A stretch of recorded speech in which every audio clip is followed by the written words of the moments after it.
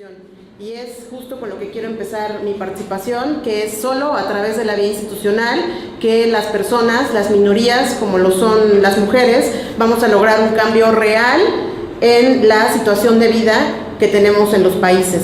Es por eso que agradezco mucho la invitación a este primer foro sobre equidad de género, y por eso también me gusta tomar en cuenta el tema de cuál ha sido el papel o cómo se ha dado este derecho a la igualdad de la mujer en el marco jurídico mexicano, porque hablar de igualdad suena algo muy romántico, quizás también etéreo, pero tenemos una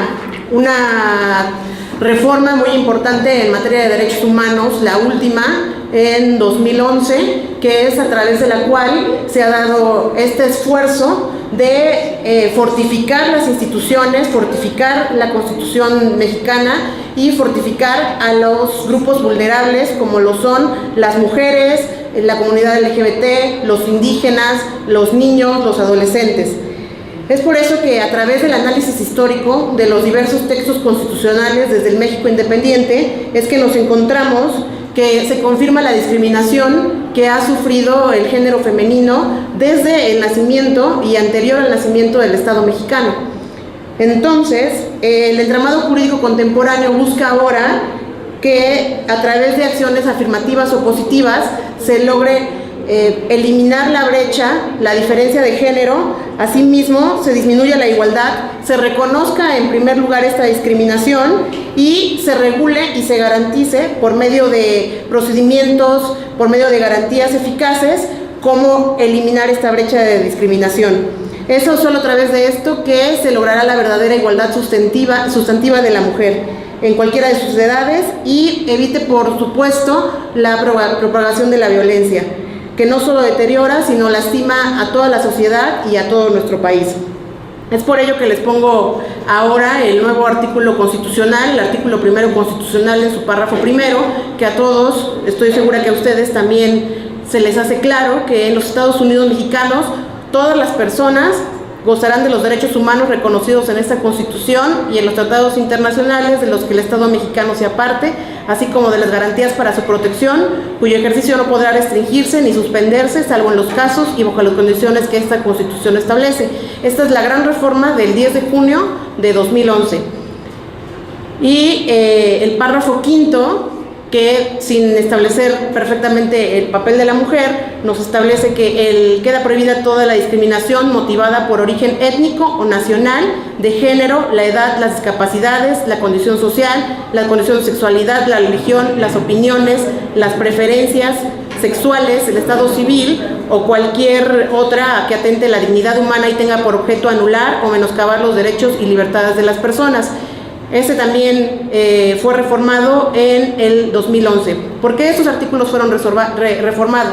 Porque hablábamos de individuos o hablábamos del término masculino que finalmente invisibilizaba lo femenino o a los diferentes grupos vulnerables. Es por eso que hay que hablar de personas en primer término. No vamos a hablar de individuos, no vamos a hablar de menores, vamos a hablar de niños, vamos a hablar de niñas, de adolescentes, de hombres y mujeres, y englobándolos todos en el concepto persona. Esto quiero que quede muy claro y parece muy sencillo. Entonces, el análisis que traigo hoy es de todos los textos constitucionales a partir del México independiente o de la pugna por el México independiente hasta el día de hoy.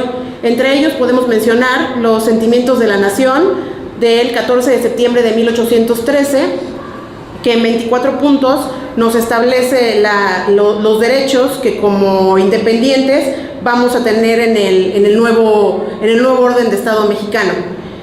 Aquí tenemos en todo este entramado jurídico, tenemos que se van a considerar mexicanos todos aquellos nacidos en el territorio nacional o bien españoles que tengan el asiento de sus negocios en las ciudades mexicanas, o bien aquellos hijos de españoles que decidan trasladarse a México y ocupen un espacio dentro del espacio territorial mexicano. Siempre la nacionalidad se va a determinar. Son mexicanos, se reputan mexicanos todos aquellos.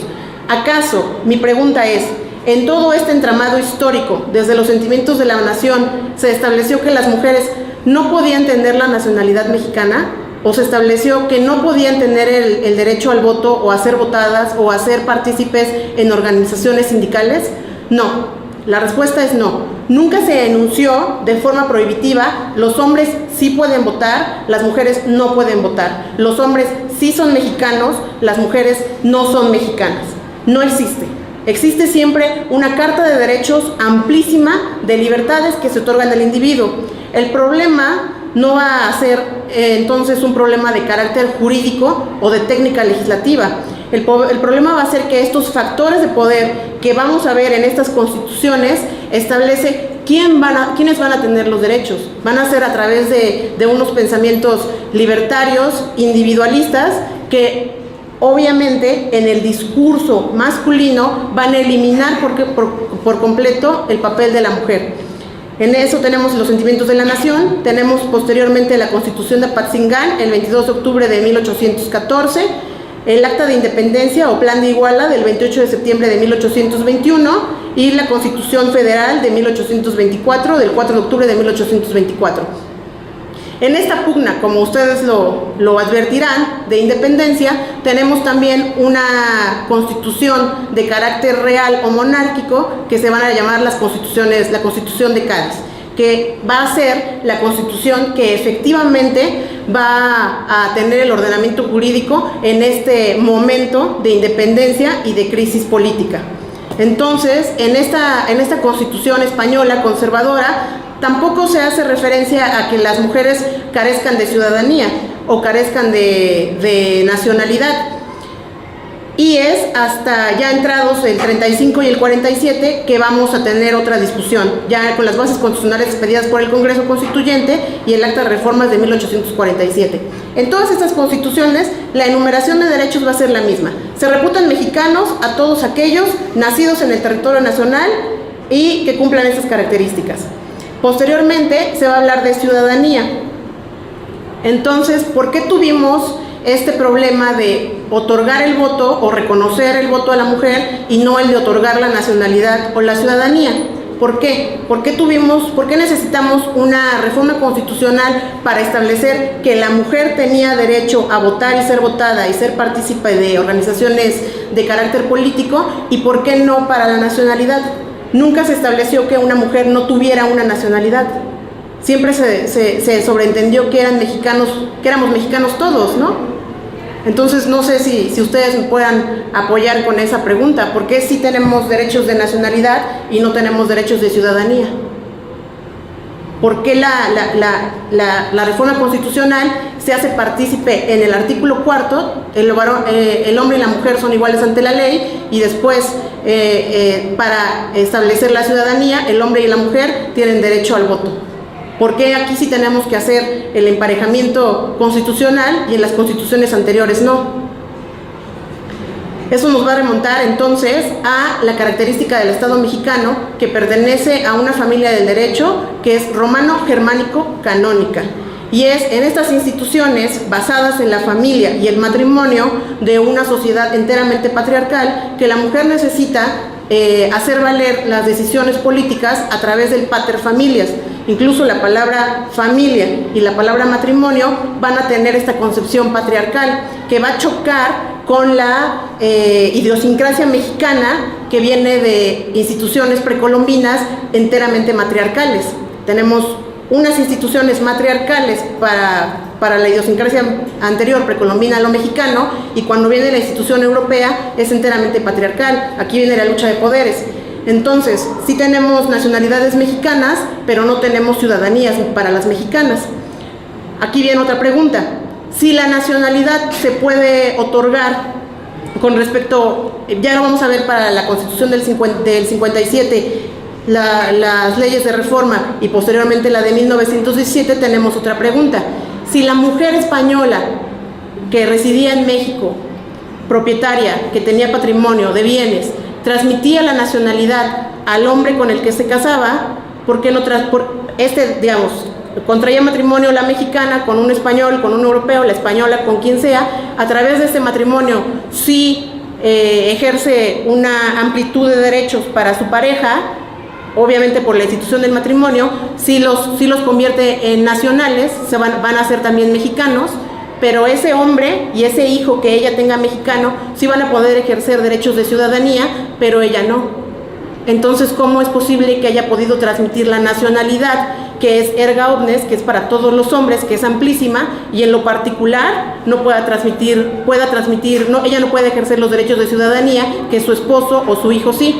La respuesta la vamos a tener desde el punto de vista jurídico en esta sociedad patriarcal del derecho romano, de la institución familiar, del pater familias y del matrimonio, que lo que va a buscar el matrimonio va a ser siempre salvaguardar la descendencia legítima. Siempre va a ser salvaguardar la descendencia legítima. Y entonces aquí vamos a tener 4 características de la persona que viene desde la familia del derecho romano. La persona tiene derecho a un nombre con apellido, tiene derecho a un domicilio en donde se le puede ubicar para establecer impuestos, tiene derecho a un patrimonio y tiene derecho a un estado civil que se establezca libre o esclavo. Nosotros en todas las constituciones abolimos de primera entrada la esclavitud. Y la otra característica de estos derechos civiles, de estos derechos del estado civil, del orden civil, va a ser que sí puede ejercer representación suya o a través de alguien. El pater familias nunca se le ha cuestionado el papel que tiene en el mundo, a la mujer sí, pero entonces este estado civil en lo amplio nos va a dar nacionalidad y el estado civil nos va a dar funciones de ciudadano.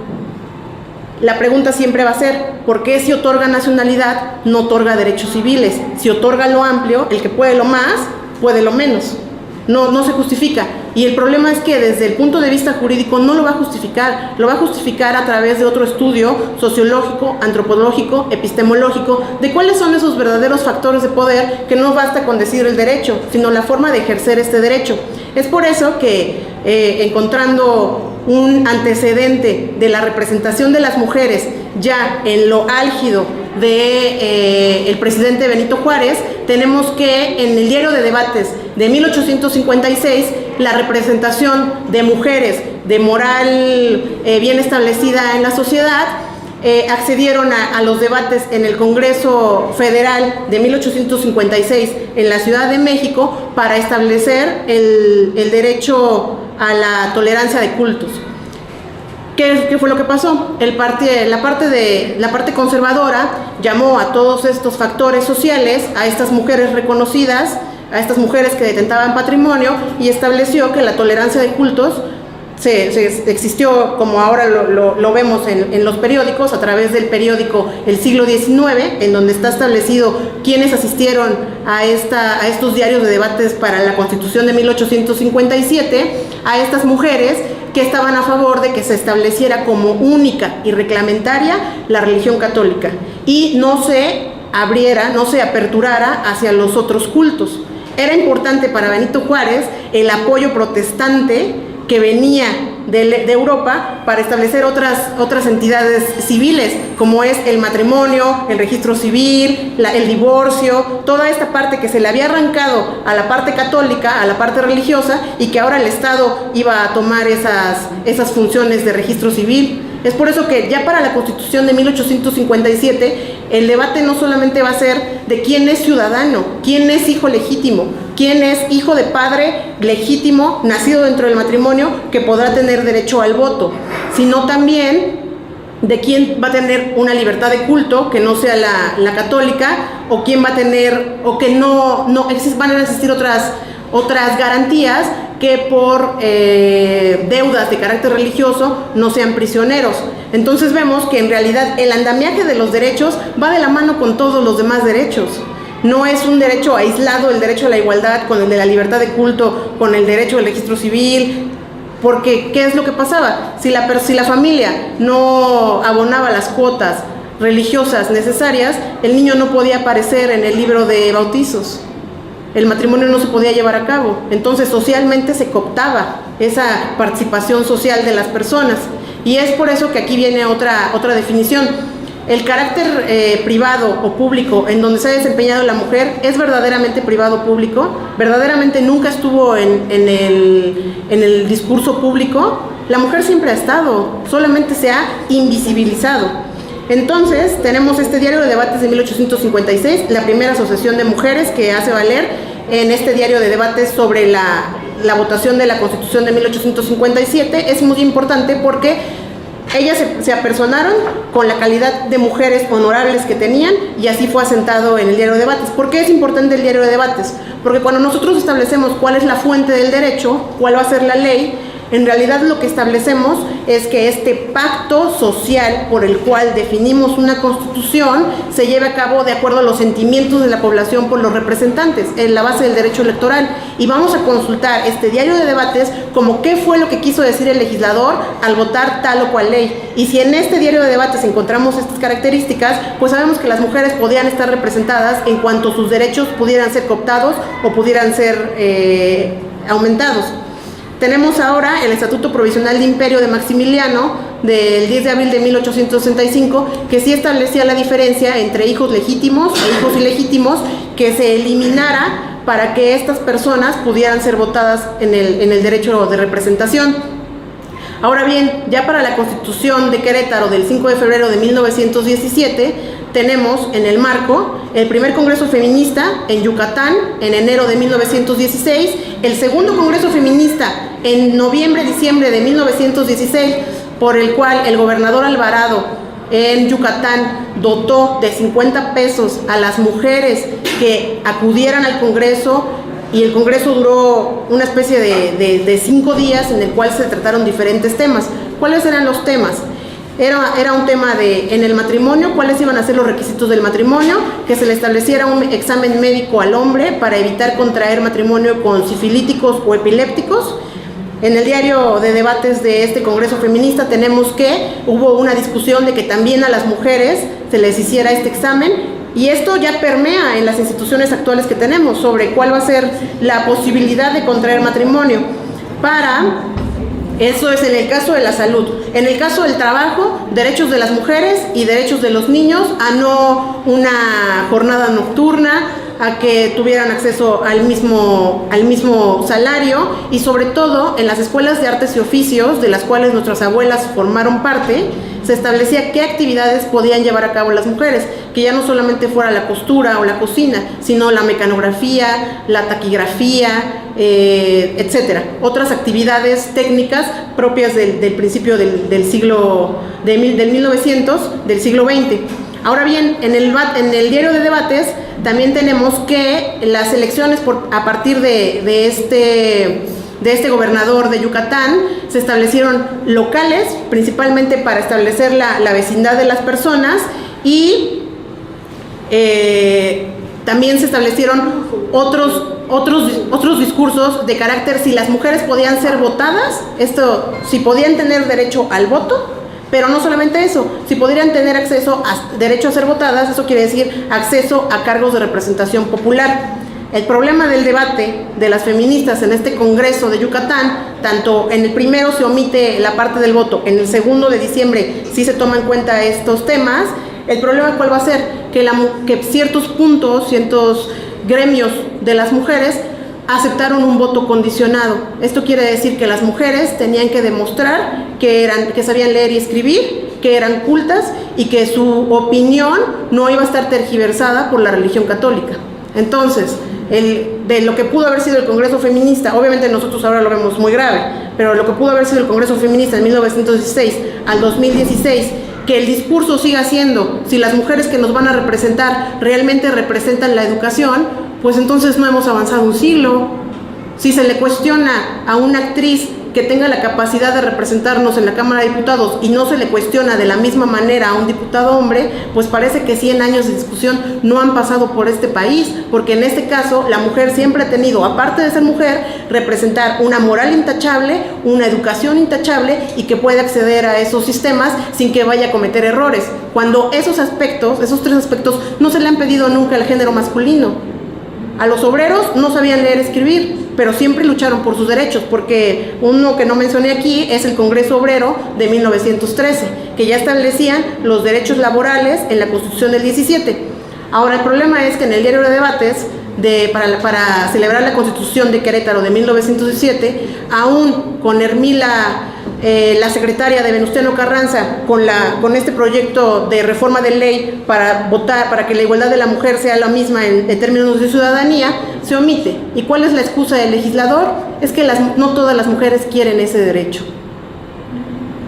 No lo pudimos lograr en la del 17, tuvimos que esperar hasta el 36, en el caso de Puebla, y hasta el 53. En el 36 para elecciones de carácter municipal y en el 53 para elecciones gubernamentales. ¿Qué pasó antes del 55 para que entrara el presidente Miguel Alemán? Se estableció en el periódico, ni mujeres ni niños en las votaciones. Las mujeres de los 50 no podían formar una fila con los hombres porque su moral era repudiada, era descalificada. Entonces lo que solicitaron las mujeres fueron casillas para mujeres y casillas para hombres. Hoy esa idea nos parece absurda, pero en ese momento, si la votación se hubiera dado con casillas especiales para mujeres, en horarios especiales para mujeres, en lugares y plazas públicas especiales para mujeres, la votación hubiera sido muchísimo mayor de las mujeres. Esta idea que les planteo de casillas especiales para mujeres, ¿cómo se le va a determinar? Se le va a determinar acción positiva o discriminación positiva o acciones afirmativas por parte del Estado para que las mujeres puedan acceder a esos derechos. No solamente le digas, por favor, ve a votar, ya te reconocimos el derecho. Crea el andamiaje estructural, institucional necesario para que las mujeres puedan ejercer ese derecho de acuerdo a los usos y costumbres de la sociedad de la época. Incluso ahora, sí, por eso ahora esta estructura electoral se hace en las plazas municipales o bien en las escuelas públicas, que son las instituciones más fuertes que tenemos a nivel municipal. Bueno, tenemos ahora el reconocimiento del voto de la mujer ya para el 17 de octubre de 1953 y nos va a necesitar otra reforma constitucional para 1974, el 31 de diciembre de 1974, en donde establezca el varón y la mujer son iguales ante la ley. Entonces, de esta explicación de los textos constitucionales, tenemos que cuáles son las acciones afirmativas. Ustedes ahora me los pueden mencionar. Son todas estas acciones que lleva a cabo el Estado para que estos grupos vulnerables puedan llevar a cabo y ejercer estos derechos que ya los mencionamos en la norma. Esto quiere decir estas consideraciones especiales, pero no todos somos iguales ante la ley, sí, pero hay personas que son más desiguales que otras. Hay otras personas que en el año de 1950, ¿qué fue lo que pasó con la sociedad? No, tú no tienes derecho a estar representada o que exijas a un representante porque tienes un esposo, y eso es minimizar mi autoridad dentro de una sociedad patriarcal. Tú no lo necesitas, yo te voy a dar la voz que tú necesitas. El problema es que muchas mujeres ya no tenían esposos. ¿Quién las va a representar? Ya no tienen padres que las vayan a representar. Ya no tenemos esta idea romántica. Se va a ir eliminando, se va a ir diluyendo conforme a las guerras y conforme a los cambios sociales y políticos. Entonces tenemos que todos aquellos temas, como lo tenemos el tema de la discriminación, en donde se establezca mañosamente el uso faccioso de la ley para visibilizar cuando lo necesito, porque ¿dónde lo necesito? El matrimonio. Aquí tenemos grupos conservadores que lo defienden a ultranza. Es la unión entre un solo hombre y una sola mujer. Ahí sí me necesitas mencionar.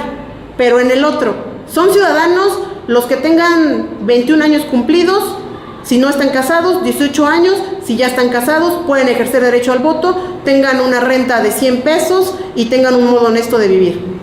Ahí me invisibilizas porque ahí no me necesitas. Esta parte es discriminación. Ahora bien, discriminación por razones de género, el problema es que no solamente vamos a tener la diferencia de género como motivo de discriminación. El primer lugar de la discriminación, antes que la de género, va a ser el de la pobreza. Los grupos sociales económicos fuertes, factores de poder, nunca van a tener este tipo de problemas. Van a tener este tipo de problemas los que son vulnerados no una, no dos, no tres, no cuatro veces. Es pobre, es mujer, es indígena y es niña. Entonces es una doble, triple o cuádruple vulneración. Son 4 grupos vulnerables unidos en una sola persona. La indefensión total por parte de la sociedad, invisibilizada a estos problemas, y por parte del Estado. Ahora bien, tenemos esta metodología que vamos a llamar perspectiva de género. ¿La perspectiva de género va a ser una metodología? Sí. ¿Por qué? Porque establece los pasos que necesitamos en el cambio de mentalidad para establecer si una ley, si una actividad, si una política, si una situación, un caso, se está sesgando con respecto al género. Esto quiere decir que tenemos una ley del Seguro Social que establece requisitos para pensiones. El ejemplo, para establecer la pensión a la mujer, ¿cuáles son los requisitos para la mujer? Mostrar acta de matrimonio. Perfecto, aquí está. Para los hombres, para establecer la dependencia económica, mostrar acta de matrimonio y mostrar la dependencia económica. ¿Por qué si a las mujeres solamente les solicitas un documento, a mí me solicitas dos? Otro, este es a favor de la inclusión de los hombres. Otro, tenemos, en el caso de las juezas que se separen de su cargo, durante el tiempo que han estado separadas de su encargo, si fue por razones académicas o bien laborales en otro ámbito, con una carta establecemos que no se separe del cargo, un periodo práctico. El problema de las mujeres es que a su cargo está el cuidado de ancianos y el cuidado de niños. Y si tú te separas de tu encargo por razones de enfermedad de un pariente, nunca vas a tener a nadie que te emita una carta que esa fue la razón por la que tuviste que separarte de tu encargo. Va a ser más fácil acceder a esa separación del cargo sin goce de sueldo para los hombres que para las mujeres.